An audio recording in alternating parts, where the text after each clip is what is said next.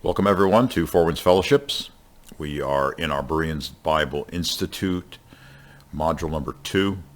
This module deals with the doctrine of God and His Son, how it's revealed in the Scriptures, and how it was also understood by the earliest Christians. We're in section number C.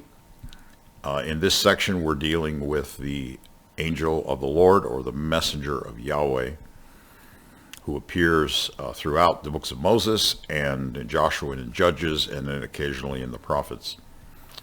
And this person is unique among God's messengers or angels in that he speaks in the first person as God and as Yahweh. He uses God's name. He uses God's titles as though they're his own. He refers to the covenants that God made with Israel as though they're his own, that is, he delivered those covenants. And what we see is that in the New Testament we are taught that this person is actually the Son of God who became human. Excuse me. Now, I would like to, in this lesson, or this episode, episode number 3 in this section, I would like to talk about the messenger of Yahweh and how he is portrayed in relationship to the Exodus from Egypt and carrying Israel and leading Israel and protecting Israel and punishing Israel in the wilderness and then bringing them into the promised land. And so we're going to start here. If you look at the screen, we're going to start in Exodus chapter 13. And let's read verses 19 through 22. It says, "And Moses took the bones of Joseph with him, for he had placed the children of Israel under solemn oath, saying, God will surely visit you, and you shall carry up my bones from here with you. So they took their journey from Succoth and camped at Etham at the edge of the wilderness. And I want you to notice this, the Lord went before them by day in a pillar of cloud to lead the way, and by night in a pillar of fire to give light, so as to go by day and night. He did not take away the pillar of cloud by day or the pillar of fire by night from before the people." Now, of course, this is the beginning of the Exodus. With excuse me, Moses had just given Israel instructions about keeping the Passover, which they did the day before, and now they are heading out of Egypt with all the gold and silver and jewelry and whatnot that they had taken from the Egyptian people, who just wanted to get rid of them because of all those plagues. Now, as we go through these notes, I want you to pay particular attention to the letters in red. It's going to refer to the Lord Yahweh here, or the angel of the Lord. Just for identification purposes, we're going to show that in all these cases it's the same person.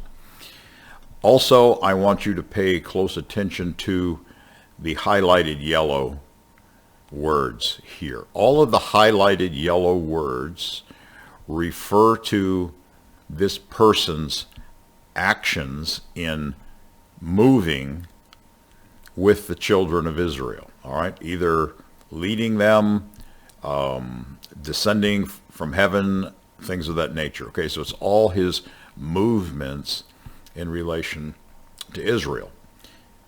So it says the Lord went before them here and to lead the way.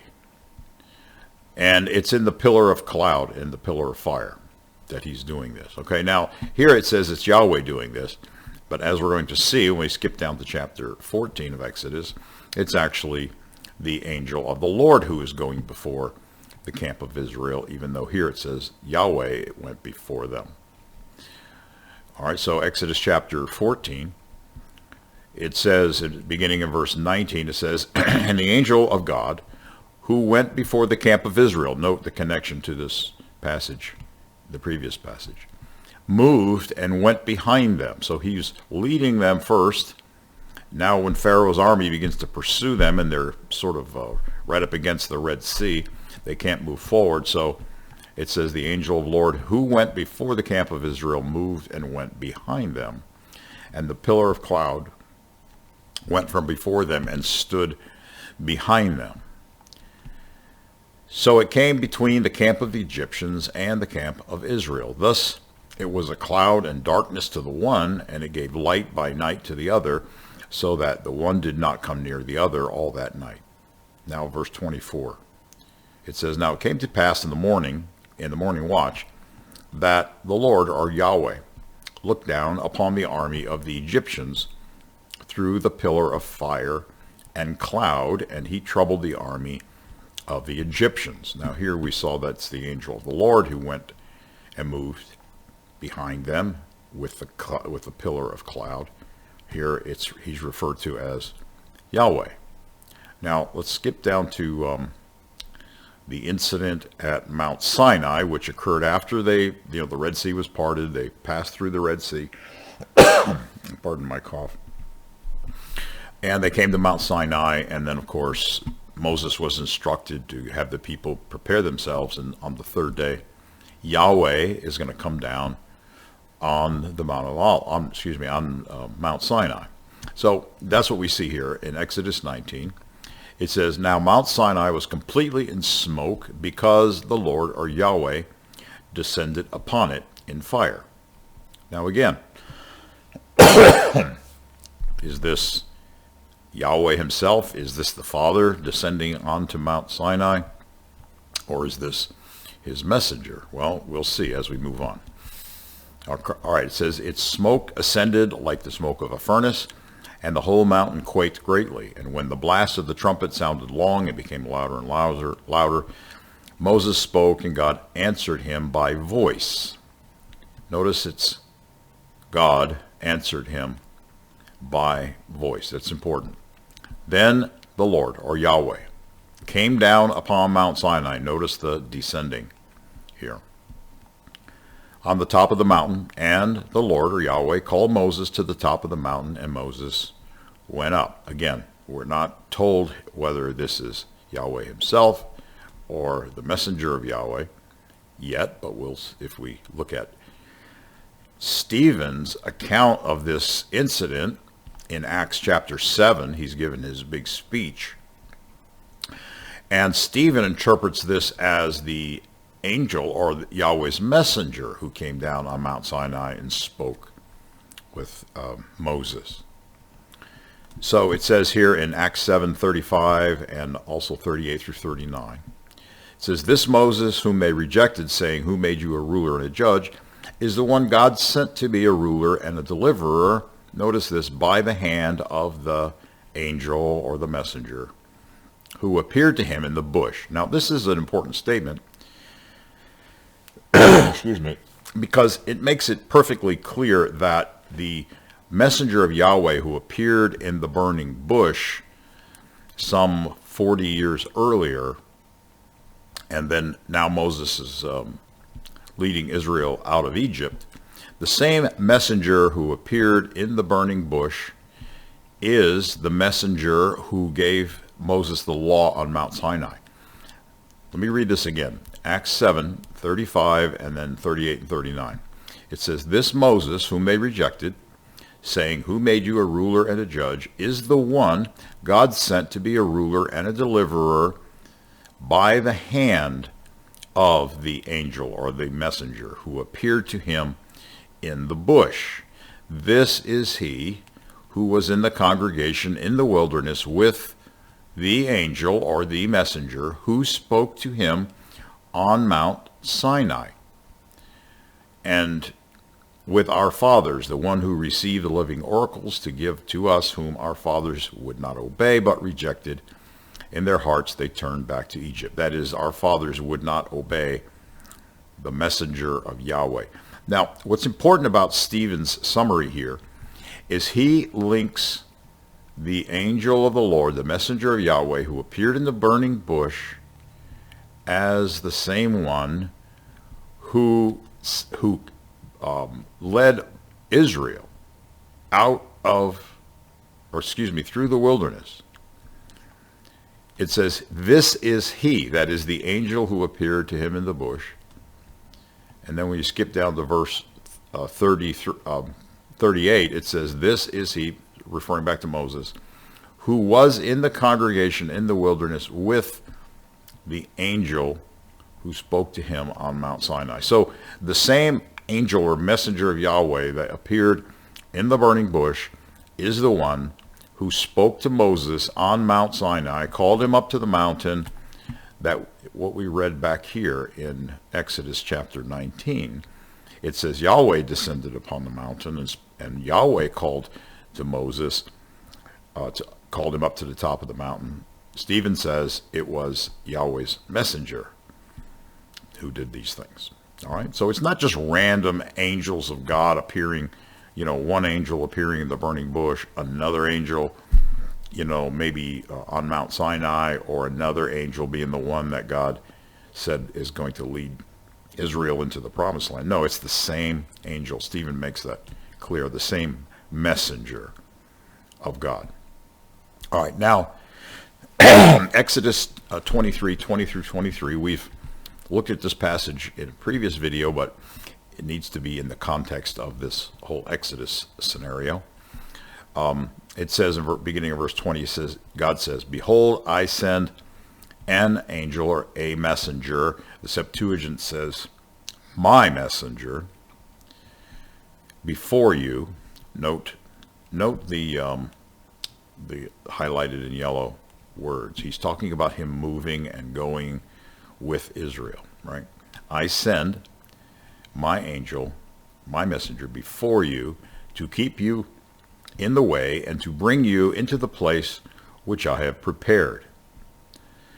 Beware of him and obey his voice. Do not provoke him, for he will not pardon your transgressions." Now, this is an important statement, because what this verse is saying, verse 21, that they need to beware of him, is because he's going to punish them if they're not obedient. So God says, listen to him, obey him, and don't provoke him. Otherwise, look out, right? Look out. This implies that the messenger of Yahweh is the one who is going to punish Israel with all those incidents that we read about in Exodus, excuse me, where Israel was punished by Yahweh. It's the messenger of Yahweh who's carrying this out. That's made pretty plain here in verse 21. But then he says, "For my name is in him," or upon him, the Septuagint says. And we talked about this statement in the previous video, but the point of this is that he has the authority and the right to speak and act as God, as Yahweh, and to use Yahweh's name and Yahweh's authority, which is what it means to that his name is in him or upon him. "But if indeed you obey his voice and do all that I speak, then I will be an enemy to your enemies and an adversary to your adversaries, for my angel," or my messenger, "will go before you." And all right, so let's skip down to Exodus chapter 32. Verse 34, we say the same thing again. He says, "Now therefore go," he's speaking to Moses, "lead the people to the place which I have spoken to you. Behold, my angel," or my messenger, "shall go before you." All right, Exodus 33, the very next chapter. He says this again. "I will send my angel," or my messenger, "before you. And I will drive out the Canaanite, the Amorite, the Hittite, the Perizzite, the Hivite, and the Jebusite." Again, all these highlighted in yellow words you see here on your screen is the activity of the messenger of Yahweh carrying out Yahweh's promise and plans for his people. Now, after the 40 years of wandering in the wilderness and all of the things that we read about in Exodus and Leviticus and Numbers, all the ways that the Israel tested and disobeyed the messenger of Yahweh, and how all the punishments that were poured out upon them, including all the the serpents that bit some of them, and there were various other ways in which the messenger of Yahweh punished Israel. Deuteronomy 32, at the end of that 40 years in the wilderness, Moses sort of writes this as like his last words. It's the Song of Moses. He was told to teach this song to the Israelites, to the whole nation of Israel, so that they would memorize it and sing it. And it talks about what God has done for them, but also their rebellion against God. So it says, beginning in, we're going to read 9 through 12 and then 15. It says, "For the Lord's portion is his people. Jacob is the place of his inheritance. He found him in a desert land, in a wasteland, a howling wilderness. He encircled him. He instructed him. He kept him as the apple of his eye. As an eagle stirs up its nest, hovers over its young, spreading out its wings, taking them up, carrying them on its wings, so Yahweh alone led him. And there was no foreign god with him. But Jeshurun," the word Jeshurun here, it means the one having been beloved, "grew fat and kicked." You grew fat, you grew thick, you are obese. "Then he forsook God who made him and scornfully esteemed the rock of his salvation." Now that statement there, the rock of his salvation, excuse me, is an important point that we will see when Paul refers to this passage in 1 Corinthians 10. But I want to just point out a couple things here before we move on to that passage. Notice it says that Yahweh was carrying them like an eagle carries its young on eagle's wings. It says Yahweh alone led him, that is, led Israel.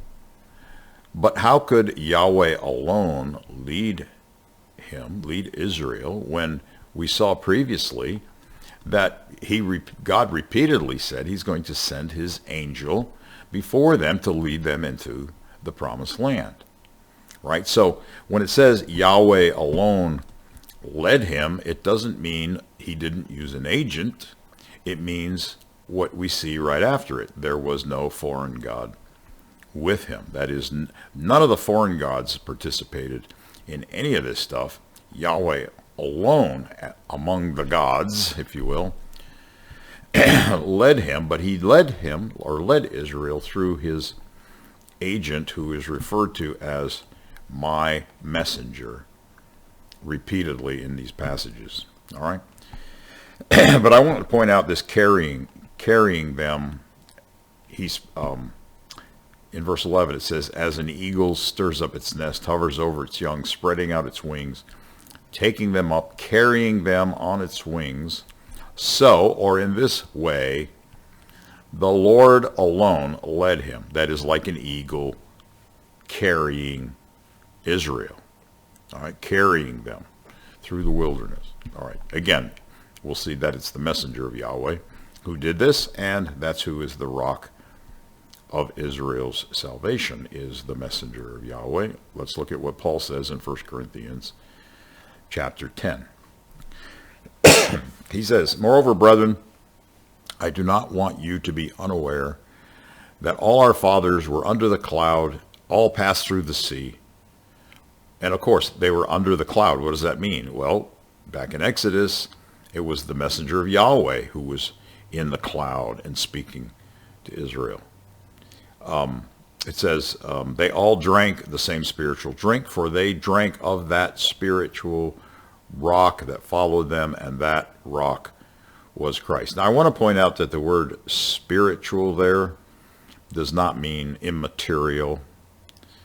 As you know, a lot of people think of things that are spiritual as being having no substance. But he talks about spiritual food and spiritual drink. And the food they ate, which was the manna, obviously was material food, and what they drank was real water, right? So it's the spiritual food and the spiritual drink is not referring to something that's not material. So that spiritual rock was the word spiritual in all these cases refers to something supernatural, that is something direct from God's Spirit that is providing these things. And so that spiritual rock, Paul says, was Christ.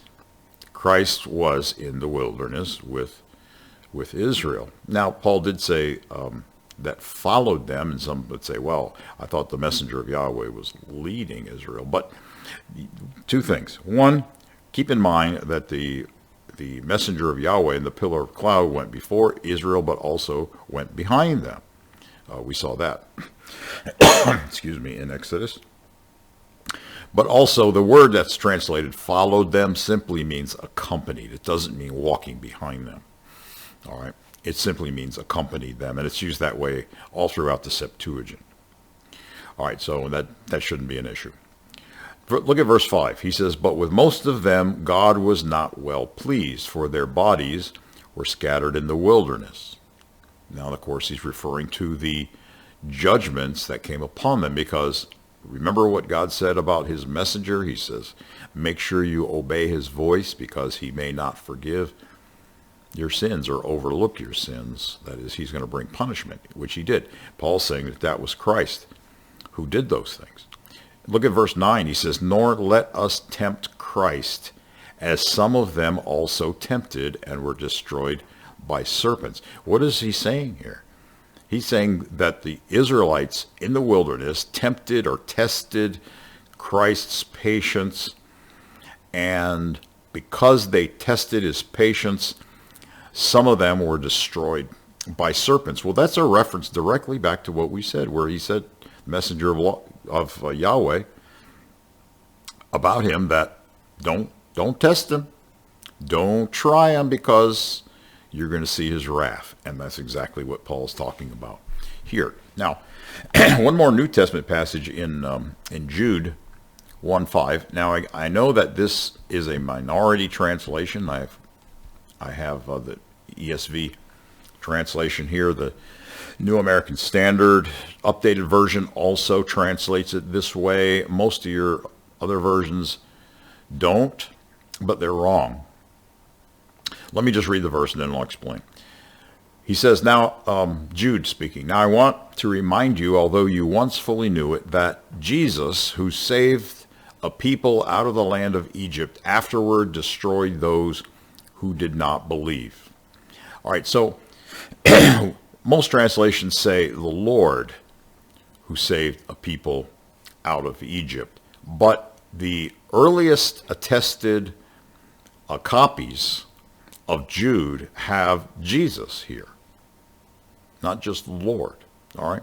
Plus, if you look at the previous verse in Jude chapter 1, he makes it clear that there is one Lord. He talks about God and then also one Lord, who is Christ. So even if it's translated Lord, it's referring to Jesus, even in Jude chapter 1, verses 4 and 5.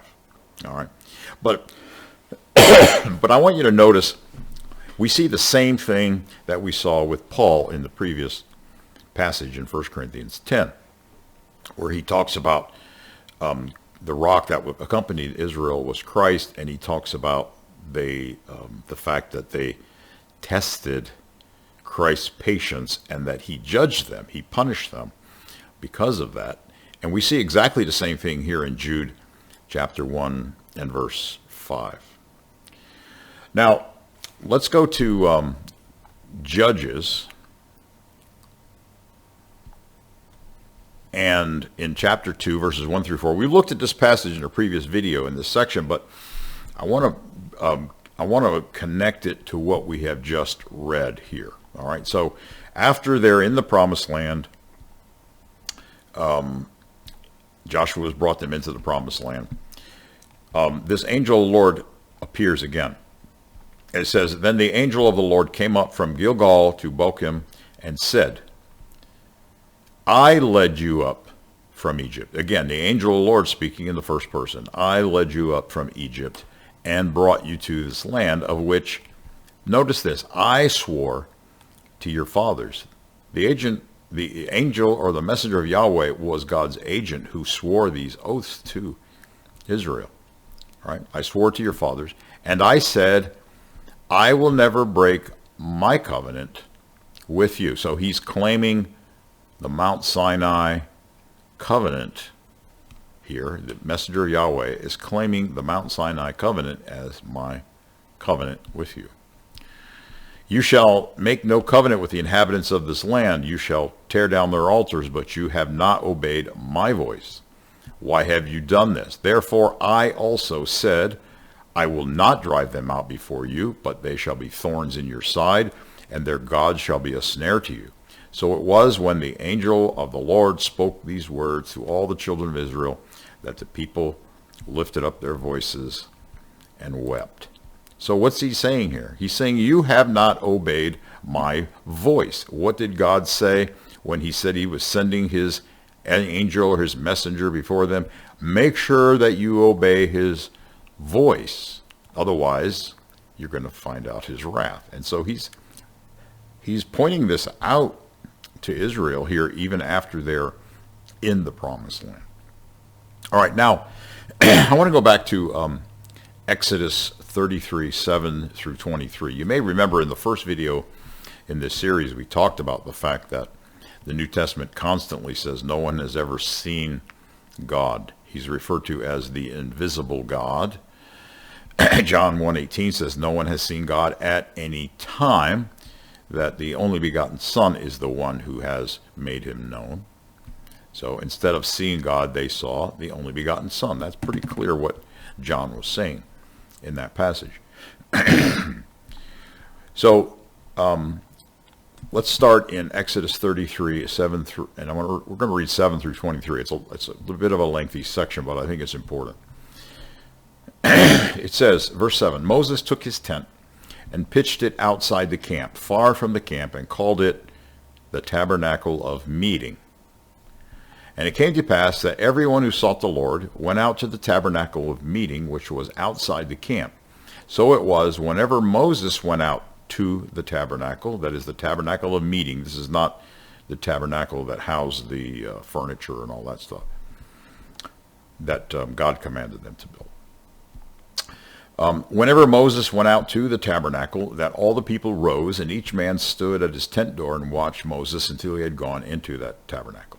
And it came to pass, when Moses entered the tabernacle, that the pillar of cloud descended and stood at the door of the tabernacle, and the Lord, or Yahweh, talked with Moses. Now again, the pillar of cloud, we saw that when the pillar of cloud moved from in front of the camp of Israel to behind the camp of Israel, that was the messenger of Yahweh moving in the pillar of cloud. And so, again, that implies that the Lord here is the messenger of Yahweh that's referred to. Verse 10, all the people saw the pillar of cloud standing at the tabernacle door, and all the people rose and worshipped, each man in his tent door. So the Lord, or Yahweh, spoke to Moses face to face as a man speaks to his friend. Now again, this verse appears to contradict the New Testament when it says no one has seen God at any time. Jesus said no one has heard his voice or seen his form except Christ himself. Paul says that Jesus is the image of the invisible God, that is the visible form that people see. So it's clearly not a contradiction, because John 1:18 explains it, right? Who did they actually see? They saw the Son of God, who is the messenger of Yahweh. All right, so it says, verse 11, so the Lord spoke to Moses face to face as a man speaks to his friend. And he would return to the camp, but his servant Joshua, the son of Nun, a young man, did not depart from the tabernacle. Verse 12, then Moses said to the Lord, or Yahweh, see, you say to me, bring up this people, but you have not let me know whom you will send with me. Yet, and this is before he's made it clear that he's sending the messenger of Yahweh with him. Yet you have said, I know you by name, and you have also found grace in my sight. Now therefore I pray, if I have found grace in your sight, show me now your way, that I may know you, that I may find grace in your sight, and consider that this nation is your people. And he said, this is Yahweh said, in the pillar of cloud at the tabernacle door when Moses went there. He says, quote, my presence will go with you and I will give you rest. Now, what's important about this statement is the word presence here in the Hebrew text literally means face. My face will go with you and I will give you rest. My face will go with you. Well, what does that mean, that my face will go with you? Well, as we're going to see, this meant that his messenger, who is the image of the invisible God, was going to go with them. Verse 15. Then he said to him, that is, Moses says to Yahweh, if your presence or your face does not go with us, do not bring us up from here. For how, excuse me, how then will it be known that your people and I have found grace in your sight, except you go with us? So we shall be separate, your people and I, from all the people who are upon the face of the earth. So the Lord said to Moses, I will also do this thing that you have spoken, for you have found grace in my sight, and I know you by name.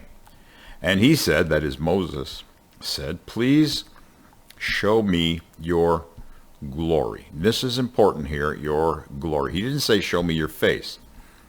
He said show me your glory.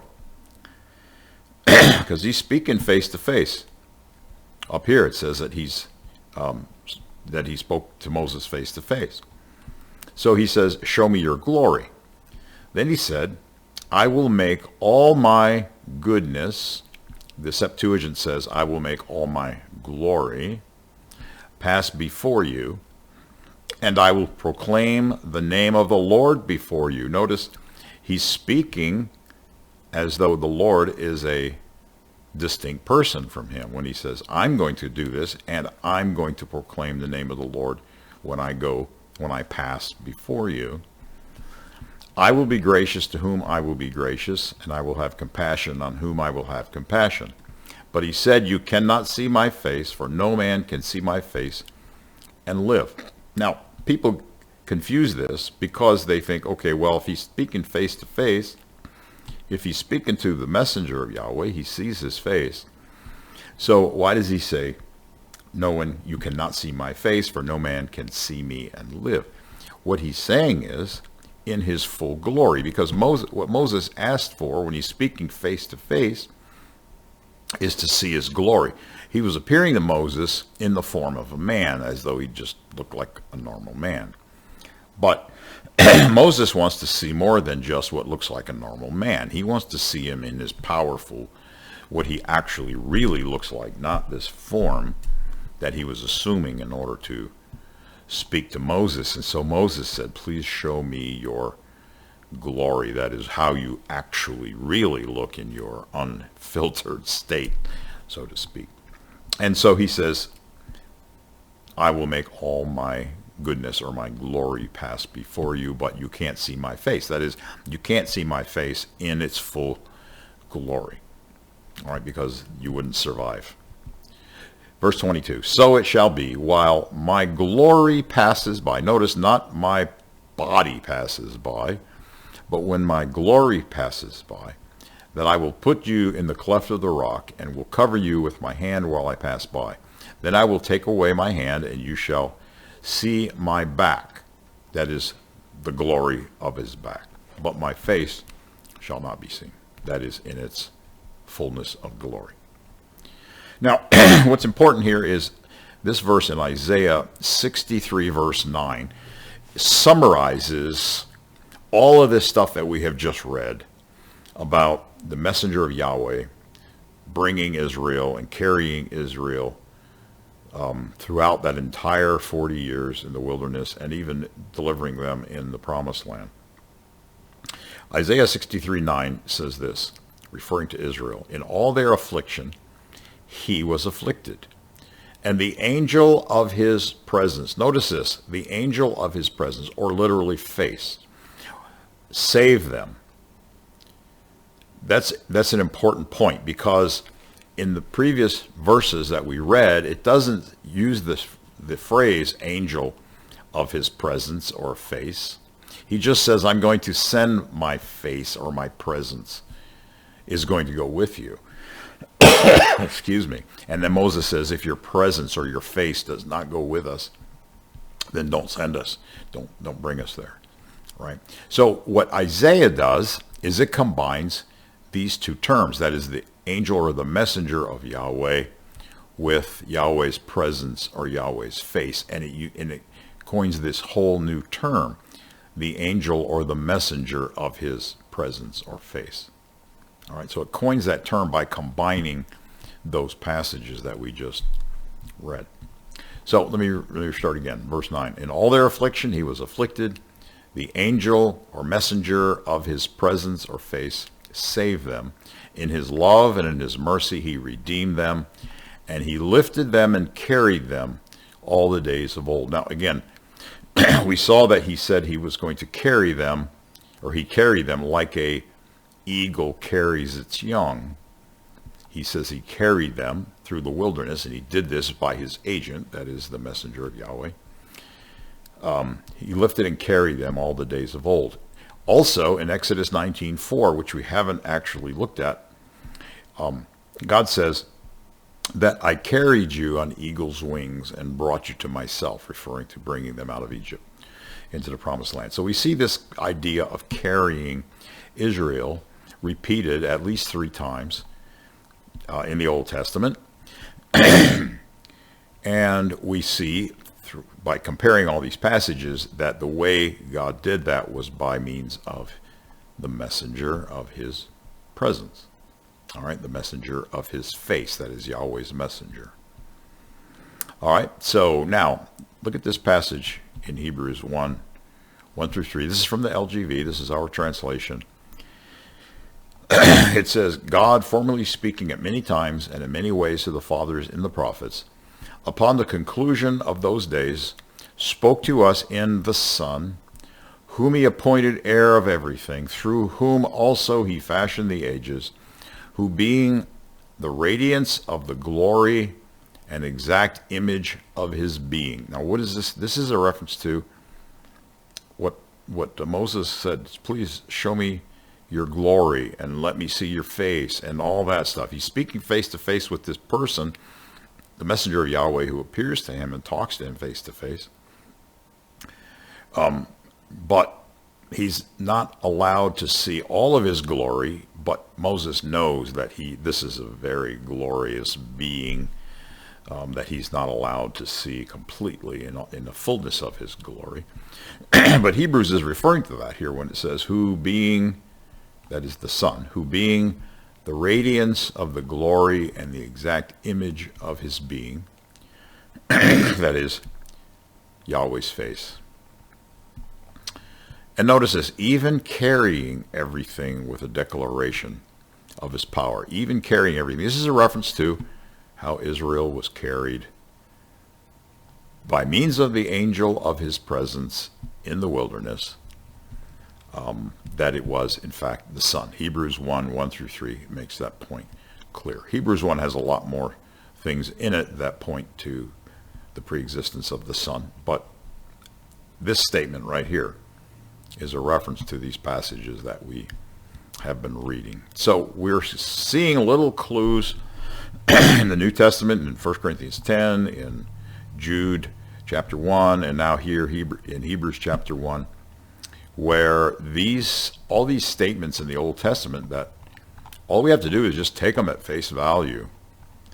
And it's clear that Yahweh did not personally come down on Mount Sinai. Yahweh did not personally lead Israel, carry them, or any of these things himself. He did so by means of his messenger, the messenger of Yahweh, the same one who we saw in the previous section was the mighty one of Jacob, the one who wrestled with Jacob, the one who changed Jacob's name, and so forth. It's the same person, Yahweh's messenger, who's doing these things. And he uses Yahweh's name many, many, many times. And he's called God many times in the Old Testament. All right, well, that's it for today. And we'll see you again next time.